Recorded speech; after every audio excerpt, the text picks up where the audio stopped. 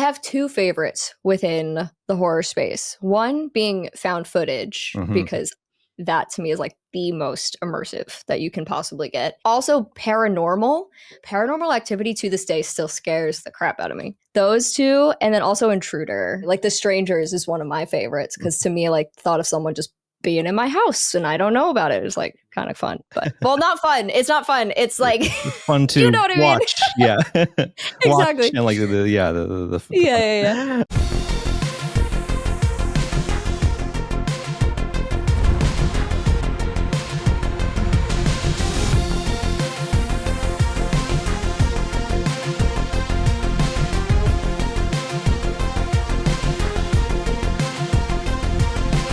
Hey everyone, welcome back to the Reactorverse Podcast. I am joined today by one of the most entertaining voices in the reaction space, in my opinion. I really love her channel today. It is from She's Scared and Caitlin Marie Reacts. It is Caitlin Marie. Thank you so much for being here.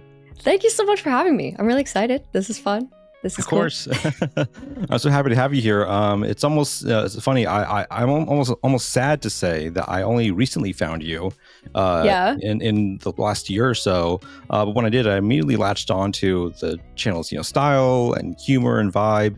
Your editing skills. I'm an editor myself, so I really love the sort of flair that you put to it. It's such a big element of what endears me to a channel when it has really flashy editing. So I'm excited to have you on here today. Just go over your sort of tenured career on YouTube, because you've been on it for a long time now. I really have. And it's been like a long time, and then within like that lifespan, there's been like a sort of more refined evolution of it over the last like 5 or 6 years. What you've done with both channels. But so before that, I want to start at the very beginning of everything, where it all sort of began on Caitlin Marie Reacts, the main channel. You've been on YouTube since 2014. When you're very young and a long time ago. So you're actually one of the oldest channels that we've had on here. Which That's is really wild. Funny, because we just had one of the youngest channels last week, Jack and Dan React. Come on. Oh, wow. We've only been around for for a year and a half, but I really love that, because to me, that just speaks to like the growth and longevity of the space, because you're still really thriving. They're thriving now. And it's just like great that we can still see people in the space from all ends of the spectrum, sort of like still, lifting themselves up. And I really, really love that. Prior to even getting into the channel and to, your experience with it, what was your first exposure and experience with YouTube or online content creation, back in those early days? Yeah, no. So when I think really when I was in high school, that was, back then, that's when I started to get into like the fandom universes. So I was, I got onto like fandom Twitter, and I saw people making like content. And then I started being like, oh, I could try that. And I think like the very first stuff that I made was, firstly, it was like there was a lot of Criminal Minds related content that I made. I made like recreations of things. I did like my ALS Ice Bucket Challenge was like a recreation of the theme for Criminal Minds. And then I did stop motion lyric videos. And like that's what I started doing. And I didn't know what I was doing, but I was like, oh, this is really fun. I like, editing was one of the things that I loved. But yeah, just like coming up with like fun little silly concepts and making them come to life. Like that's something that I just really fell in love with back in high school. So that was kind of my first spot. I made music videos too. Those are all private in now. Nobody can see those, but yeah. I cut my teeth on editing and early YouTube back in like the late 2000s when it had launched through anime music videos. That was like how I sort of like tinkered away with like the idea of like editing and putting things together. Did you have any sort of channel inspirations, or like just channels that you recall watching in that time, in those sort of early days for yourself? Yeah, I remember specifically there was like a group of YouTubers, mostly Gen X Pen, if you're familiar, Jen McAllister. And there was like people like That's So Jack, Andrew Lowe. Like there was just this little core group of people that did that kind of like really, I don't know, that era of YouTube where it was like all these challenges and like, here's 5 things that people don't like about, like, like that kind of era. And that was the era that I first started getting into YouTube. And it's funny, like to this day, I still watch people like Jen, and Mhm. it's just kind of cool to see like that those people that I first started watching like are still going on YouTube. Yeah, yeah. It's great to have some of them still around, the ones that are still thriving. Right. Yeah. I know. Yeah, and you started in January 2014, a very specific style of mind. You mentioned like the recreations and like the sort of criminal minds element of Yeah. things. That IP specifically was like sort of like what defined the channel within the first few years that you were doing it. What is your background with criminal minds? I'm really curious what the story is there. That's actually such a fascinating question because Criminal Minds was just like a show that my parents had watched it when I was a kid.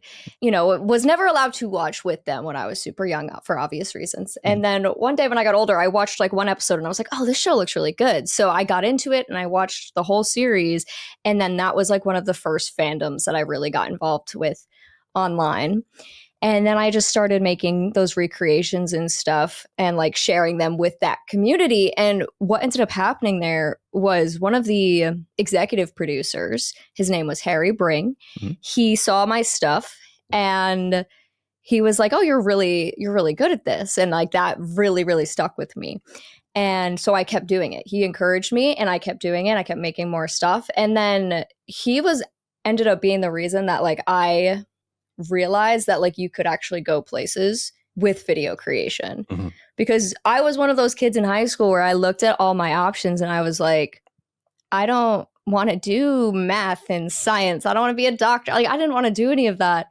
And so it was kind of like last minute that he was like, you can go to school for like television or film or anything like that. And then that is why I applied to schools for television. Right. So like it's wild that that television show had such a massive impact on where I am now. Like without that, this would not be my reality right now. Yeah.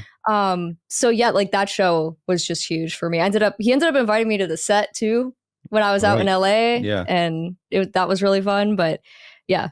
That's incredible. Yeah. I mean, that little nugget of inspiration, it can be all it takes sometimes to just really launch yourself forward. Right. I don't know. I might have been in the same boat if like, again, I was animating music videos back in 2007, 2008. And I was really into it. I was actually like the 30th most subscribed person on YouTube when that happened.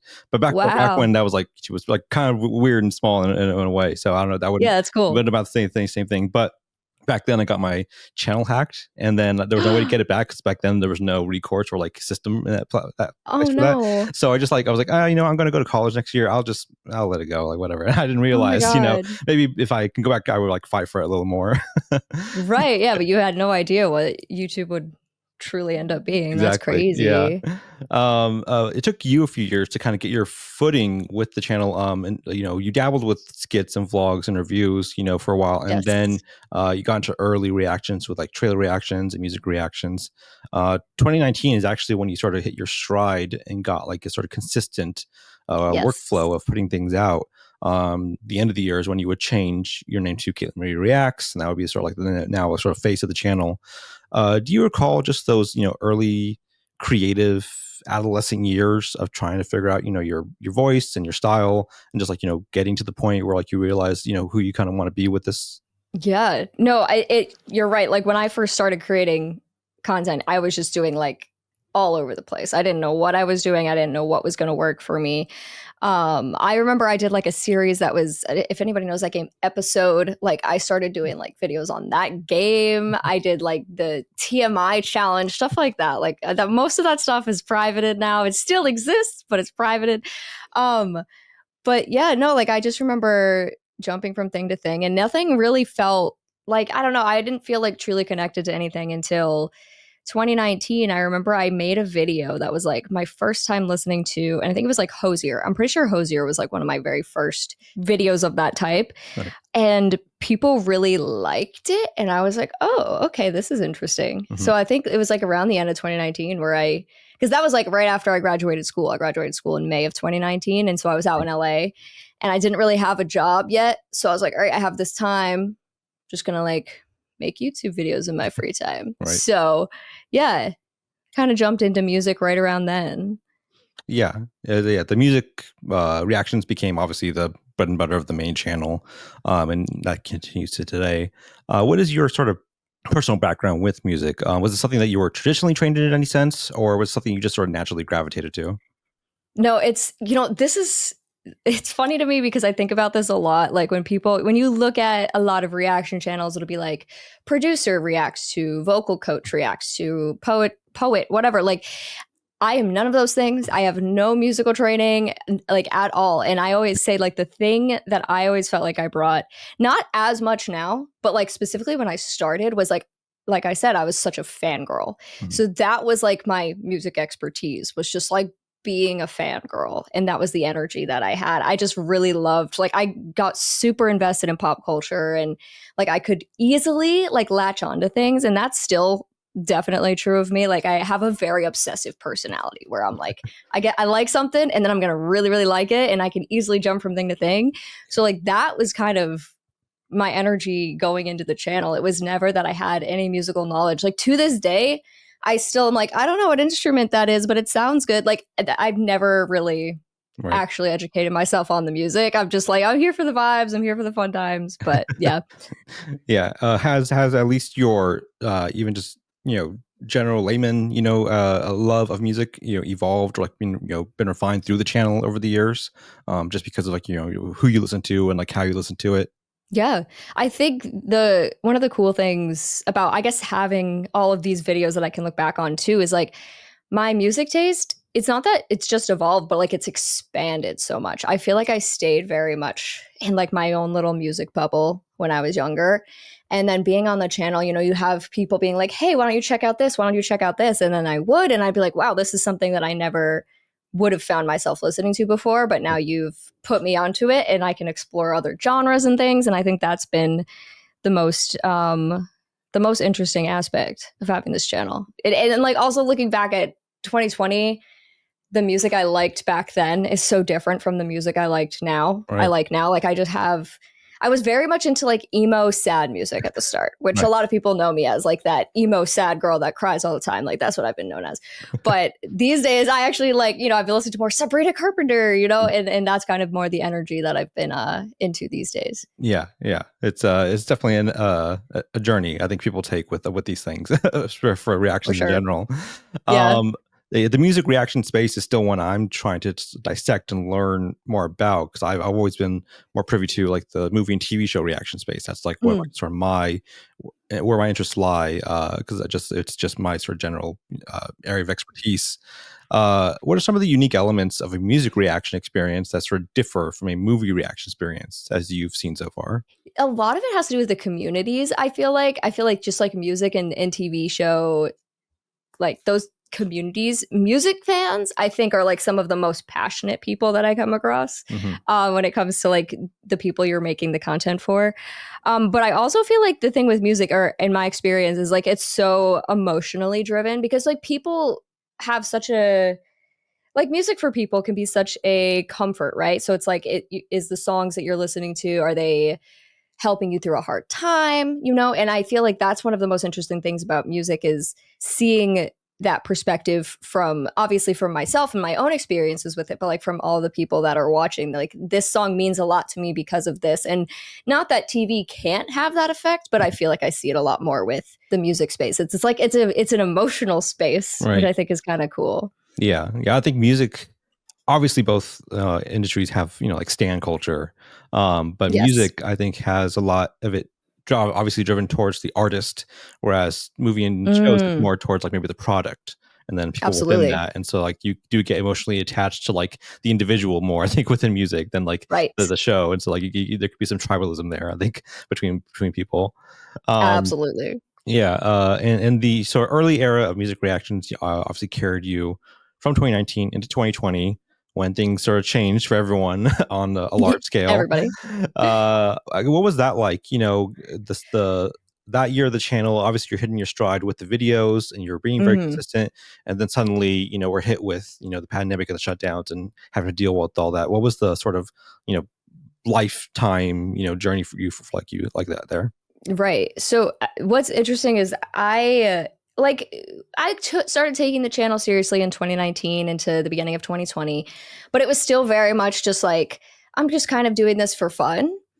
And then in March of 2020, I was working for an audience management company in LA, like working on like The Masked Singer and America's Got Talent. Mm-hmm. And audience management naturally was one of the first things to go when pandemic hit, because there were no audiences to manage. Right. So I got laid off from that job. And it was also like at that time too, where I was like, I'm going to go home and visit my parents while this like 2-week COVID thing passes. Cause that's what we all thought it was going to be. Yeah. So I was like, I went back home and then I got laid off. And then I was like, all right, well, now I have all this time on my hands. What am I going to do with this time? And so I literally would spend all day, every day, just like filming, editing. And like that consistency, like anyone will tell you, consistency is like such a massively important thing in content creation. Mm-hmm. That was what really helped me take off. And I'd stayed back home in Rhode Island during like all of COVID. And I still in the back of my mind was like, I'm going to go back to LA, like when all of this is done. But then it was like, I'm just creating content and like it's starting to take off. Why go back? Because It went from just like the YouTube stuff, which of course YouTube in the music space like is not monetizable, which is a pain in the butt. But like that ended up leading to Patreon. And then it was like, oh, I'm making money doing this. And then it just kind of snowballed from there. Yeah. The pandemic to full-time content creation pipeline is such a common story. Yes. I've heard, over the last, couple of years doing this, another channel, the React Pack, they had a very similar story, went to visit parents, got stuck out there, made a channel. Now here they are, like, very, very thriving channel. Myself, like my partner, I met through an online game show that we worked for. She came to stay with me just as a friend when in March 2020. And I was like, hey, you could crash on my couch for a week. We're going to do an event out here. And she got stuck out here. Now cut to 5 years later, she's still here. So, it's just, sometimes so crazy. There's silver linings somehow. Yes. And it was a trial by fire for a lot of people. And you managed to persevere and get through it. And now cut to, a couple years later, 2022, you start the second channel, She's Scared, horror movie reaction channel. What was the process of getting that started, and why did you focus on the horror genre specifically as, the main theme of that channel? Yeah, so it's funny because horror, when I was a kid, like, and when I was even like in high school, I stayed as far away from horror as I could because it was too scary for me and I didn't like it. Got into college and like I was, with a group of people and then we watched a couple horror movies together and I was like, wait, this is kind of fun. Like I kind of really like this. Right. But I still wasn't watching a whole bunch of movies. I'd seen like a few. And then cut to 2022 and it was I think it was, I don't know if it was that October. If it was the October before, I decided to like react to The Conjuring out of nowhere on Caitlin Marie Reacts. Right. And I was like, why not, like Halloween season? Let's do something kind of spooky and fun. And that did really well. And I really, really enjoyed that. And I was like, okay, what if I made this like a whole thing?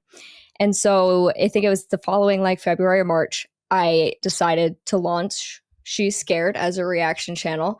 And I just did it because I was just really passionate about like horror. I love that feeling of being scared. And people always are like, how can you watch horror? And for me, horror is like, it's such an adrenaline rush. It's like fear with knowing you're safe. And that's how I always describe it to people. It's like super fun for me. Yeah. But yeah, I don't know. It was just suddenly something I became very passionate about and decided to make that jump. It was a big jump to make at the time, but I'm obviously very glad that I did it. Yeah, it's a big leap. It's a big threshold to cross just because obviously it now splitting your time between two channels trying to make both, sort of survive in its own way. Do you recall any specific learning curves early on, applying the skills you had, acquired from the music reaction space into now movie reactions and just how different that was? Yeah, I think the interesting thing about jumping from editing like music to horror is in the music space, now this is kind of like a weird little side thing, but like in the music space, everything that you create is not going to be monetized because music is like very, very strict about we hear this little tiny clip and you're done. Whereas with visual content like movies and TV, you have a much there's a lot more leeway in terms of monetization. So editing to make sure that things could actually like be monetized was an interesting thing that I had to learn. And like I had talked to Reacts by Ash, one of like the icons of the reaction space. And like she was actually somebody that helped guide me through that and like teach me a little bit about how to like edit for that. And then also editing to keep context was something that was a new thing for me, because with music it's kind of more about like just fun little moments. With like movies, it's like, okay, I want the audience watching, even if they haven't seen the film, to be able to like follow the plot of the film. Right. But I'm cutting out so much. Mm-hmm. So like that was another interesting thing, I feel like, in terms of editing anyway. Yeah. There's the inclination to want to make it feel cohesive, whereas you kind of have to sacrifice a little bit of that, for the sake of the algorithm and pacing, Right. copyright, all this stuff. So there's compromises you have to sort of make with those editing choices. Do you have any sort of specific strategy when you started that channel, She's Scared, in terms of like the rollout and the sort of movies you wanted to start with, or was it sort of just going with the flow as you figured it out? I actually, something that I wish I could still do more of now, and who knows, maybe I will, but my rollout for that channel was something that I really had fun with. I made it kind of like this interactive thing, and I don't even remember all the details now, but like I started like sneaking in little horror edits to my music stuff, and like people were like, well, that was weird. And then like on Twitter, I had some weird tweets, and then one day I tweeted something like, hey guys, gotta go for a while, I'll be back. And then I changed all my profile pictures to like spooky things and posted a weird just like VHS style video on Caitlin Marie Reacts, and eventually it all led to the new channel. Yeah. Which that kind of stuff I love doing that stuff, and I would love to try and do more of that at some point, because I think that's just, that kind of stuff is so fun to me. Yeah. So that rollout was really fun. And then I started out with the Conjuring universe, like doing all of the Conjuring universe movies, because I loved that first Conjuring movie. My initial goal with that channel was to do like all things spooky. I wanted to do like horror reactions, horror games. I wanted to like even do like exploring spooky places. Now, a lot of that kind of fell off just because it's like that stuff was a lot harder for me to like plan. Right. And I did do some horror gaming on that channel initially, but it was the movie stuff that was like really doing well. So I ended up kind of just doing that instead. And then eventually down the line started Twitch, and now I do that. But yeah, so for me, I started out with like a lot of the big franchises over on She's Scared. It was like Conjuring, Insidious, Paranormal Activity, and like all of those ones. Yeah. I mean, the lead up to it, as you mentioned, the profile pictures and the edits and stuff like that. You're building like an ARG, level experience for people. That's the word. Get into it. Yeah. I was looking for that. Yeah. That stuff is always really fun, especially when obviously it's something you can branch out and do, and it's not your usual, forte of work to put into it. It adds a little bit of, creativity to play with and feel, refreshed about how you're approaching it. So I really love when creators can stretch their wings and try to do stuff like that. You mentioned, going to school for film and television, visual media. What is your sort of general background with film in general in terms of other genres, I guess? Are you pretty, plugged into other movies and stuff to watch, or was it horror because horror was like the fresh territory for you to cover? So I initially, when I applied to school, I initially applied as film. And then when I got there, very last minute, switched to television, because I realized like the film stuff I wanted, it wasn't as much what I wanted as the TV. And also when it does come to film, I do not watch movies outside of horror. Like I very, very rarely do I watch them. When I was a kid, like all the way through like high school and stuff, I never wanted to watch movies, probably because I like to talk and I'm really annoying. So like if we're watching a movie, like I can't talk to you, you know what I mean? Right. So I think that like I just never really enjoyed watching movies growing up unless they're horror films. And so people are always like, oh, have you seen this? Like, no, I haven't seen so many of the movies that people expect me to have seen. So like really it's just been horror that I watch like 90% of the time. Right. Yeah. Horror does invite you to interact with it in a certain sense, especially if you're with the right people in the right setting. It asks you to talk to the screen a little bit. And it also has, it's one of the genres that has the magical ability to reach out to people and really engross them with the production of a movie. I know a lot of horror fans, it serves as a great gateway for them to appreciate like the direction, the music, the writing, the visual effects, the practical effects, stuff like that. Yes, it's a really easy thing to latch onto. Be like, wow, I'm really curious how they did that. how did you acclimate to the genre when you got started? Just in terms of like, starting to understand the tropes and like the style and tones. Mm. And how do you feel like that relationship with horror and film in general has evolved, over the years? I I think the funniest thing when it comes to that, like when I first started watching horror, like on She's Scared, and this is something I guess you probably could see happening, is I was super, super scared of Mhm. everything when I first started. And it was just like genuinely like terrified watching these films. And now it's like I kind of watched enough where I can see things coming, and it's Mhm. like it's a lot harder to get me than it used to be. It's like, especially like the jump scare formula. Like Mhm. that's one that you can catch onto a jump scare formula very, very quickly. It's like, Yeah. okay, I know like we've slowed down. All of a sudden you're gonna, and like that, I think is one of the things that I probably have gotten the most used to. Mhm. And then the other thing that I find interesting about the tropes is I started out watching a lot more modern horror. Mhm. And now I've started to go back a little and watch some classics. Like I just watched Friday the 13th for the first time. Mhm. And it's funny because I look at those movies and I'm like, oh, it's so obvious, like this, and this. But like those are the movies that created the tropes. So going back and watching old horror, like I always have to like remember to put myself back in the era in which those movies came out and remind myself these movies are what made our modern movies what they are. Right. And I think that's like a really fun thing to do within the horror space too. Yeah, yeah. To look back on and to see the legacies and the threads, where things came from. Absolutely. Yeah. Yeah. When you got, accustomed to it, obviously there's a lot of subjectivity to horror in terms of Mhm. what's scary to you and like what you find sort of like intense and it gives you, the pressure of it. Is there any genre specifically that you feel more Mm. keen to as opposed to maybe others? Yeah, no, my favorite, I think I have two favorites within the horror space. One being found footage, Hmm. because that to me is like the most immersive that you can possibly get. Yeah. And also paranormal. For some reason, I think paranormal horror like scares me so much more, which seems silly. I don't know why, but like the slashers Yeah. to me seem more unrealistic than paranormal, even though like that doesn't really make sense.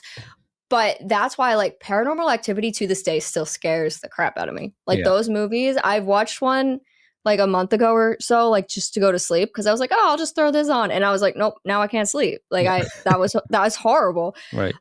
But also with like found footage, I just think those movies are so interesting because it's like they have a very specific formula too, where like the first like 15 minutes are just like the character getting to know the characters in like the most like cringe annoying ways, or just they're just like cracking jokes to each other and you're just like this is so Yeah. weird, but then it just suddenly you feel like you're part of it because like you're in the perspective of the camera, like within the space, Hmm. in a way that feels like you were there. Yeah. And I feel like that just always scares me so much more. Like there was a movie I watched called Host, Hmm. Yeah. where yeah, and like that was so immersive because I'm literally sitting at my desk at my computer and it's like FaceTime, Yeah. and I feel like I'm like in the FaceTime call, which is so cool. But like yeah, I would say those two, and then also Intruder type Oh yeah. horror, like Like home invasion. yes, Yeah. exactly, like The Strangers is one of my favorites because to me like thought of someone just being in my house and I don't know about it is like Yeah. kind of fun, but well, not fun, it's not fun, it's like It's fun you to know what I mean. watch. Yeah. Watch Exactly. and like the Yeah, yeah, yeah. yeah, absolutely. I mean, I love found footage as well. That's like one of Mm, my favorite genres. yeah. So I'm glad I always find another found footage truther, and how great it can really be. Have you seen the movie Deadstream? No, It's I I have think not. it's a Shudder original. I would highly recommend it. It's one of my Mm. favorite horror films that's come out in the last like decade. It's a found footage film. It's really great. I would highly recommend it. I think you'd really, really love it. Uh, Oh, I gotta, what is it called? I gotta write it down. Deadstream. Okay, because I actually just joined Shudder. Like I Oh, just good. got it like a week ago. Yeah. Because I was like, okay, it's time for me to jump on some of these weird horror movies that like Right. people don't talk about as much. Okay, I'm writing this down because I need to see it. Yeah. Deadstream. I would highly recommend it. I think you. I'm not to give anything away. Anyone who works in content creation would get a really big kick out of it. That's all Ooh, I'll say okay. about it. Yeah. I will watch that. Yeah. And you mentioned it's funny. You mentioned going to bed with Paranormal Activity. That Mm-hmm. ties into like my next point, which is getting to the Scream franchise, Mm. Scream series that you did a full watch through of all 6 films.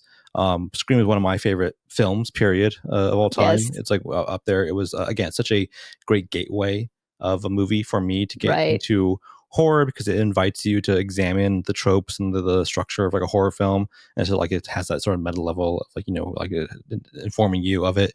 And your reactions are so fun to it. You called them cozy horror. That was like what you felt Yes. about it when you first started it, and I feel the exact same way. I would go to, when I was in my teens, I would go to sleep watching Scream for like years. Like that was like a movie I would Yeah. put on just to fall asleep to. I just find it so comfortable for some reason. Cozy is the perfect word for sure. Um, but you got through all 6 films, and one particular aspect I wanted to touch on was your reaction and review to Scream 5. That was Oh, yes. a very sort of tumultuous experience for you, for a lot of reasons and, you know, choices Yeah. within the film.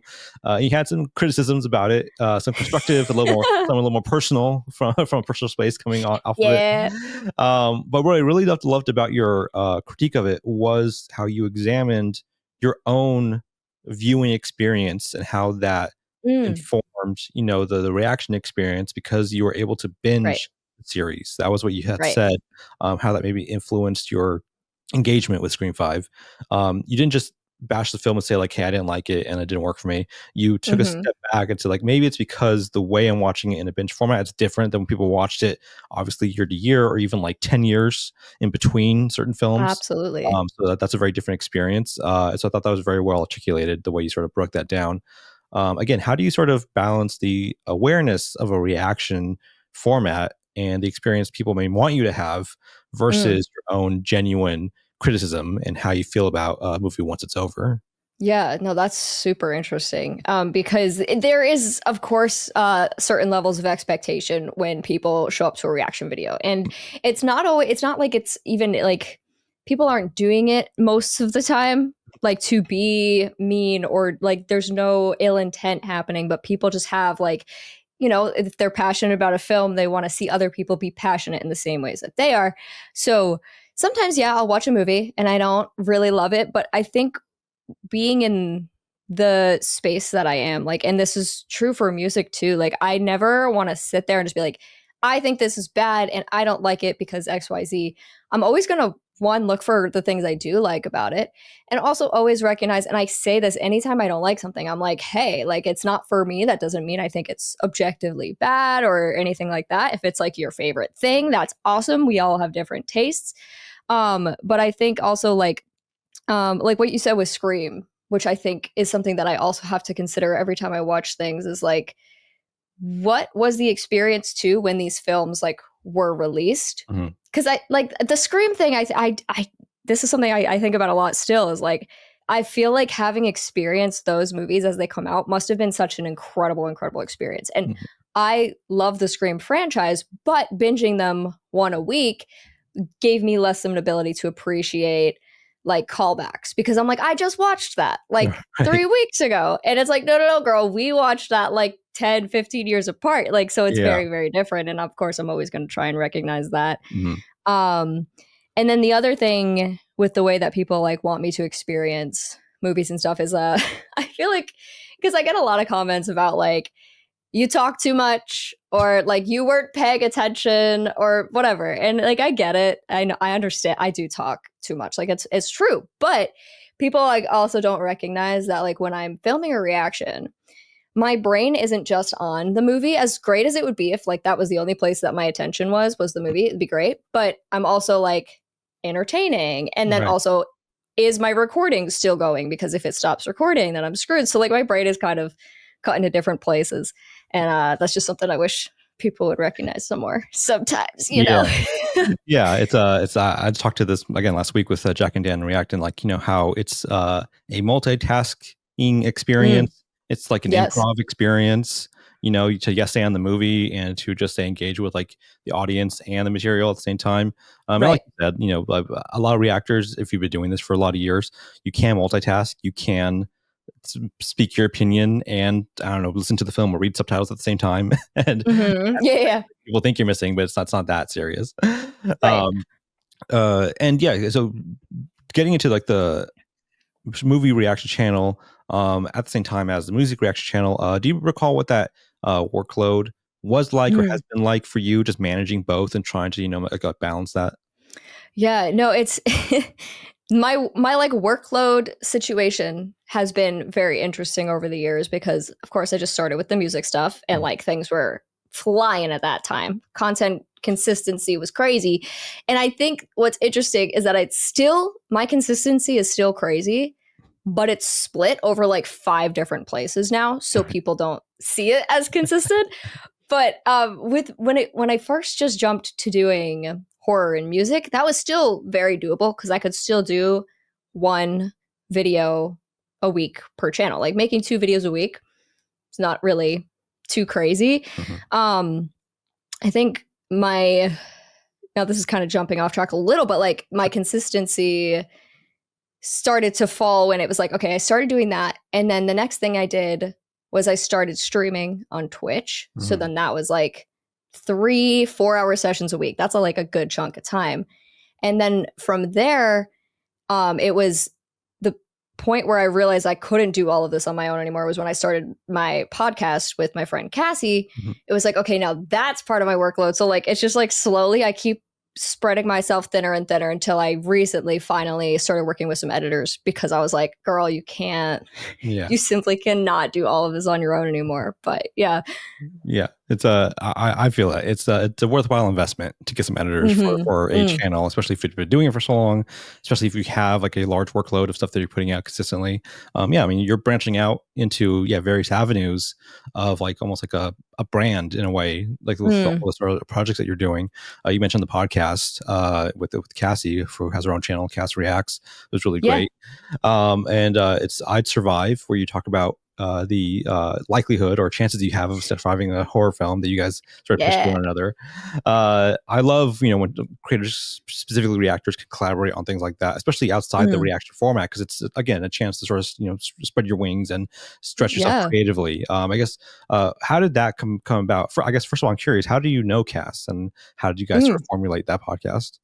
Yeah, so the whole way that like I've met Cassie was so funny because she actually was somebody that had watched my stuff, and one day I was on Twitch and I was like on my Twitch like dashboard homepage, and anyone who streams would know that like at the bottom sometimes it's like, hey, this person watches you and also streams, like want to check them out. And Cassie was there one day and I was just like, sure, why not? So I clicked on her and I went into her stream and she was literally talking about me like at that moment. And so then I like typed in the chat, I'm like, hello, ? And she was like, what? And then we both kind of like also ended up having very similar audiences, like communities on Twitch. So we just kind of started talking and we became friends. And then one day she was like, hey, I have this idea for a podcast. And she pitched it to me and I thought it was so cool. Like I really do want to like stress like everything about the podcast was Cassie's brainchild. Like she came up with the concept for it, the art style for it, like even the ways that we do the scores, like she's done all of that. And she just was like, do you want to do it with me? And I was like, hell yeah, that sounds fun. So we've been doing that since March. And recently it's just like really been taking off, and we're building a community within that too, which is so cool. And I'm very grateful that she asked me to be a part of it because it's been so fun. Yeah. I've been listening to the episodes when I have some downtime between projects, stuff like that, when I'm rendering. And I love the format. I love the percentage rating of how you can get into it and it being right there on the episode. I think it's funnier to have the percentage there when it says like 0%, and then seeing how does that play out exactly. It's a really great start. I'm really loving it so far, and I would love to see you guys continue to do more of it and like possibly have more people on it. There's so many possibilities with it. And creatively speaking, I guess, so how has that been, just being able to step outside the space of reactions and video and just like have that, as a project between you and her? Yeah, I think I mean, as much as like spreading yourself thinner and thinner and thinner isn't like great all the time, I like having a lot of different options for things that I can be working on at once, because like I can get bored really quick. So if it's just like, okay, I just need to edit for 8 hours straight today, like I'm going to lose my mind. So I really love that. Like now it's like, okay, well, I'm going to sit down and like, I'm scripting scene by scene, like watching a horror movie and like writing out a script for that, which is like just something that I never thought I'd find myself doing, but it's really fun, really tedious, but really fun. Right. Editing the episodes, all of that. But it's been cool to have like a consistent schedule too. Like it's like every Monday, Cassie and I jump on Riverside and we record our podcast episodes, and it's every other week. So like the workload isn't too bad because we're every other week, you know, because she edits all her narrated episodes, I edit mine. Right. So it's not too bad in terms of that. But it's just been really cool to like you've been saying, like just kind of spreading your wings and going into different avenues and like trying out new things. It's been a really, I never ever thought I'd be on a podcast. Like I never thought like I'm going to do a podcast, because that's kind of the joke. Everybody has a podcast. Right. We know it. I was like, oh, that'll never be me. And then here I am, 18 episodes into my podcast. But it's been so fun, and it's really cool to see like how many people have been enjoying it. Of course, yeah. If it clicks, you know, like if it feels right, then definitely go with it. You know, that's the biggest motivation to start any sort of project like this. And it's indicative of, you know, how far you've come with both channels, and just like, again, it being in the content creation space. I think it's a testament to like your input and legacy and the impact. You know, I've also spoken to Kyoshi Warrior, Maya Tomlin, you know, earlier this year, and she shouted you out specifically, you know, as like one of the inspirations that, you know, she has. So again, it's a cyclical thing. I love seeing people inform one another, inspire one another in this space, and it's a really beautiful space to be in. Before we start winding up here, I do have one very important question to ask for the sake of the channel and for the future of the channel, I think. Have you seen the movie The Cabin in the Woods? Yes. Okay. That's totally fine. I just wanted to know, just because that's again one of my other favorite films, right up there with Scream, in just terms of like what it does for the horror genre. So if you want to know the honest to God truth, that is the one reaction I filmed for She's Scared that never saw the light of day. Oh no. Because it wasn't for me at all. And like I think it, like, because obviously that's such a hugely appreciated film. Like people love that movie. And I think like I think I tried to watch it too early on in my horror journey, because it's very spoofy, it's very poking fun at, and I think like if I had watched it now, maybe I should rewatch it, because like when I first watched it, I was like, I just don't understand, like I don't get it. But maybe if I were to rewatch it now, I could appreciate it more. It is one of those films where like it is obviously built upon a lot of the understanding of like horror tropes, stuff like that. So I know a lot of channels who go through the journey of trying to like you get into horror and then eventually ending up there to watch that movie. But it's totally fine though. I just feel gratified that you have seen it at least. You know, I have. I think that's the most important thing. To start sort of winding down here, what has been the most consistent obstacle that you faced over your time with the channel? Ooh, that's a good question. That's a good one. I think, like, truthfully, I don't know if this is considered a consistent obstacle, because I feel like I've gotten better about it. But like one of the things, and I say this to anyone who like starts creating content in any way, is like, you're gonna deal with a lot of really mean people on the internet. They're gonna say a lot of things, and I think it's been interesting in terms of those types of comments. They're just like, they have evolved and changed over the years. Like with music, it's very directed at the things that, like, if I don't like something, like that's where like the meanness comes from. Whereas like with horror, it's a very different audience and a very different space. So like more recently, it's my intelligent levels or the way that I look or things like that. And like trying to separate yourself from those things and like be like, okay, just because one person said that doesn't make it true. That's something that obviously any creator, you don't even have to be a creator. You just have to put yourself out there on the internet to have to deal with those things. And it's like very important that you like do not take that stuff seriously, because no matter how honestly, the more successful you are, the more you're going to see that stuff. So that's been a fun journey. But I do think like up to this point, I've gotten a lot better at dealing with that, because it's just like, it's part of the job. It's unfortunately part of the job, but that'd probably be like the one consistency that just never goes away. Right. Yeah. It's definitely an element of the like you said, being online that people have to face. And luckily, I think people in content creation and in the reaction space as well have also evolved. And I think that I've seen a lot of strides people put into that to sort of, safeguard themselves and their community from any sort of toxicity in that regard. Right. And how do you feel you've personally grown over your years with the channel? Whew. I think the biggest thing for me has been like how comfortable I've gotten just sitting in front of a camera and like talking to people, because I look back, oh, it's so hard, and sure you can relate to this, like looking back at your first content, you're like, oh my god, like what is that, like the roboticness of everything, and Right. I'm like, what is that voice that I'm speaking with? That's not my voice. It's super weird.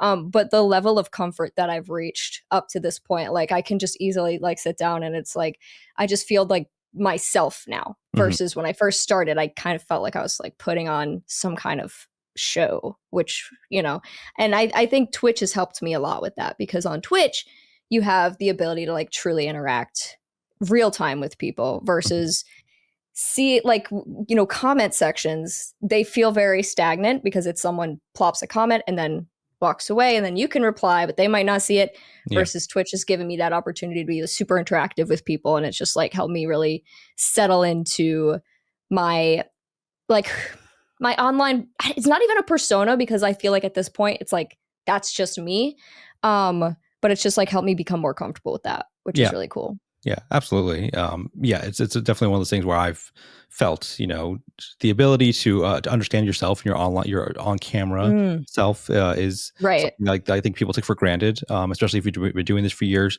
if you've been streaming for years, it's something Hmm. that like just it's practice. It takes a lot of practice to just do it Yeah. to the point where like you're not practicing anymore, and now it's just natural. That's such an Yeah. important thing for people to sort of gain traction with.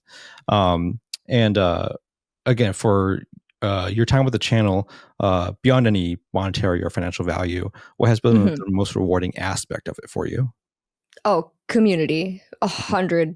100%. Like getting to know people, and like there are moments. I'll try not to be emotional about this, but like when I'll run into somebody in public and they'll come up to me and be like, "Oh my god, I watched your videos and like they helped me Mhm. through a hard time." Anytime anybody's ever said that to me, and I've had a few people say that to me like in person, I'm like literally getting emotional. I've had people say that to me like in person, like that means the world to me, because I know like I have creators that I watch when I need like a comfort place, and to know that I can be that for somebody else is like it doesn't feel real to me. It feels like such a bizarre concept, and I Mhm. think that like that is by far the most rewarding part of what I do. Yeah, Yeah.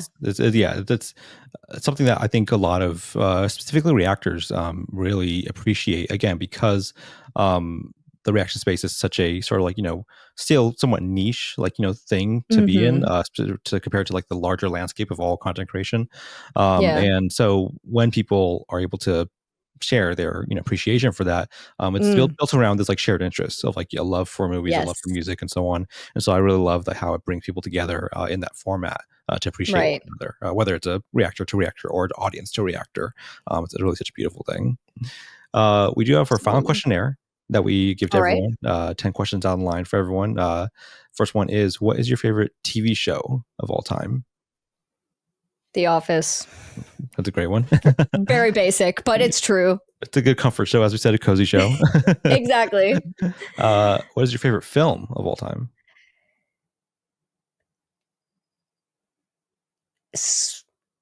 Scream, maybe? That one's hard. I gotta like it's like Scream, Paranormal Activity. Yeah, yeah, Could be both any great of picks. those. Yeah, yeah, Yeah. yeah. I would really love to have you see Deadstream. Maybe that'll jump up on the list at some point if you I hope if you so. see it. Next question is, what stresses you out? Everything. No, it's a good question. Deadlines Hmm.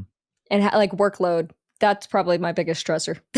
Yeah, absolutely. Especially self-imposed deadlines because it's like no one's Mm. keep me accountable Right. except me. Yeah, Exactly. It's just like I gotta do it. It's up yeah, to me and only me. right. What helps you relax? Just watching YouTube videos, just Hmm. throwing on my videos that I've seen before and I'm watching for like the 100th time. Right. That's what helps me relax. Yeah, yeah. The good comfort food of Uh-huh. videos. What is a hobby or passion you have outside of TV and film? Sports. Really? I love sports. I'm very like that is probably more than half of my personality is just like I love watching sports. That's also a massive comfort to me. Just Yeah. like putting sports on TV. Love it. Boston Celtics in particular, everybody. Right. What's a fictional character you relate to or just care deeply about? The first one that came to mind was Spencer Reed from Criminal Minds, like one of my all-time That makes favorites sense. forever. Yeah, I love that man. Yeah, always on the top. I would say, I guess a special shout out would be Dewey from the Scream franchise, as we've seen. Yes, we love Dewey. Yeah. What is your guilty pleasure show or film? See, I don't really believe in guilty pleasures. That's a fair answer. Because I just like love what I love and I don't care. But I kind of Paranormal Activity because so many people hate those movies. And I'm like, no, they're the best thing that's ever happened. So I'm going to say Paranormal Activity. Yeah, that's very fair. Yeah, I only watched the first two for a long time. And then this past summer when my partner and I were sick, we binge watched the rest of them. So over a day and a half, we binge watched the series. And it was a really fun experience just to go through that. Yeah, the first two are definitely the best ones, but they're all fun. Yeah. What show or film gave you your favorite reaction experience with the channel? Scream. I think because the Scream community is just so big and so fun, and like going through that entire franchise. Yeah. Like I said, like binging it brought its own struggles, but it was so fun to watch all those movies back to back. Yeah. It ended up being like a TV show because of the consistent characters coming through it. Exactly. What show or film do you wish you could erase from your memory and react to again for the first time on camera? Ooh, Midsummer. Ooh, that's a great one. Yes. Yeah, that was like probably one of the craziest experiences I've had watching a movie on the channel. Nothing could have prepared me for what I saw that day. Yeah, it's always to get acquainted with a channel, I usually watch their Hereditary reaction, their Midsummer reaction. That's like there you go. A really great way to inform me of who they are because it breaks down a lot of barriers. It does. And the final question here, what advice would you give to your past self if you can go back in time when you first started the channel? Don't worry about being cringe. Just like do what you want to do. Like, because no matter what you do, no matter how you act, no matter how you look, people are going to be mean about it. So just do what you want to do. Be yourself. Do what you want to do. It's such a hard like lesson to learn. I think every creator has to go through the struggles to get there. But I would love to encourage my past self to just do what you want to do. Absolutely. Yeah. Valid advice for anyone. I think even young or old, new or old, whatever. Just something good to keep in mind. Absolutely. Caitlin, thank you so much for being here. I really appreciate it. I mean, again, you're one of the funnest people I think I found in the space. Your energy is just so infectious, when I'm watching one of your videos, and I really literally love what you've done with your platform. Thank you so much. Honestly, I just have to say, like, your level of like research and preparedness for this was very impressive. I was like, wow, he knows things. That's really cool. So no, thank you so much. This was awesome. Yeah, of course. I really love looking into all these things. It's one of my favorite parts of this whole job. Yeah, no, that's so cool. Where can we find you on social media, YouTube, any of the platforms or projects that you're doing? So I'd Survive Podcast, wherever you listen to podcasts, Instagram at the.kayla.marie, and then my YouTube channels are Kayla Marie Reacts and She's Scared. Awesome. Perfect. Yeah. You can find me at Nerdchronic across social media. You can find us at the Reactorverse across social media. You'll find links to our Discord and Patreon down below. We'll catch everyone on the next episode.